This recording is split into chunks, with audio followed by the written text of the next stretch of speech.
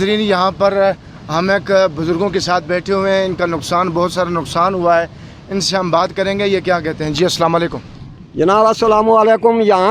यहाँ पे हमारी ज़मीनें, अखरोट, सेब सब अल्लाह के यहाँ सुपुर्द हो गए। कोई बंदा नहीं है कि जो यहाँ का देखे हमें कुछ दे दिलाए। जब इलेक्शन का वक्त आता है तो लीडर एक रात में पूरे जागरां की सैर करते हैं। कोई सोना खाना पीना आराम होता है उनकी, मतलब आलू ही तो गए अपने बिस्तरे और बिलों में। जब हम असम्बली में जाते हैं तो वो कहते हैं यहाँ टाइम नहीं है, बाहर आओ, ये पाँव शाँव साफ़ करके अंदर आओ। यहाँ के मनाजर है ये आप पूरी अवाम नास और पूरी मीडिया और पूरी दुनिया देख रही है। यहाँ तो तमाम तबाही है। तकरीबन यहाँ से 150 कनाल रकबा जी है, ये दरिया ने निकाल दिया। सेब, अखरोट, दीगर ज़मीनें, हमारे मकानात को चाल बसे, कोई बाकी भी जाने वाले हैं। लिहाजा मकान जो हैं ये भी जद में हैं, कुछ चले गए कुछ जाने वाले हैं। दरिया का कटाव अभी ये शुरू है। तो लिहाजा ये है कि तमाम अवाम नास से और मुसलमान भाइयों से हमारी अपील है कि हमारी तरफ भी तवज्जो दें। हम भी अल्लाह की मखलूक हैं, अल्लाह के फ़र्श पर रहते हैं। ये हमारा इस चीज़ का अजाला होना चाहिए। आपने बहुत प्यारी बात की है। नाज़रीन देखें, इंतहाई अफसरदा लोग हैं, इंतहाई अफसरदा लोग हैं। ये दुख का मुकाम है कि देख सकते हैं कि दरिया ने यहाँ पर ये लोगों के मकानों को आगे से काटा हुआ है। ज़मीनें जो है ना बह चुकी हैं। ये मकान आप देख सकते हैं कि ये भी टूट फूट का शिकार हो चुका है। इससे पीछे आप देखें, ये शेल्टर जो बनाए गए थे वो शेल्टर भी अब टूट फूट का शिकार हैं, वो भी मुतासर हो चुके हैं। अब आइए हम आपको थोड़ा सा आगे लेकर चलते हैं, जहाँ पर दरिया ने नुकसान कितना किया है वो भी आपको बताएं। ये कटाई आप देख लें कि ज़मीन को किस तरीके से दरिया ने काटा है।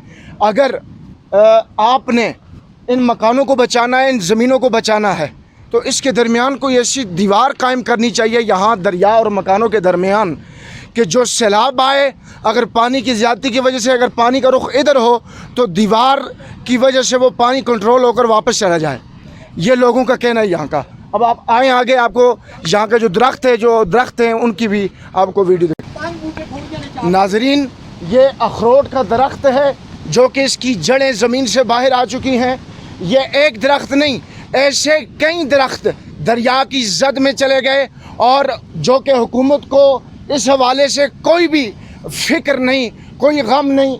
यहाँ पर सिर्फ वो लोग वोट लेने के लिए आते हैं, बाकी उनका कोई काम नहीं, और यहाँ के लोगों का कोई पुरसाने हाल तक नहीं। ज़मीन की कटाई हुई है, और इस ज़मीन की कटाई की वजह से लोग घबराहट का शिकार हो गए। घबराहट का शिकार होने के बाद इन्होंने अपने मकानों को खाली कर दिया, और इस मकान को खाली करने के बाद वो लोग अब दर बदर हो चुके हैं। अब उनका कोई नहीं पुरसाने हाल, उनकी वादिया नीलम में ज़मीन तक नहीं।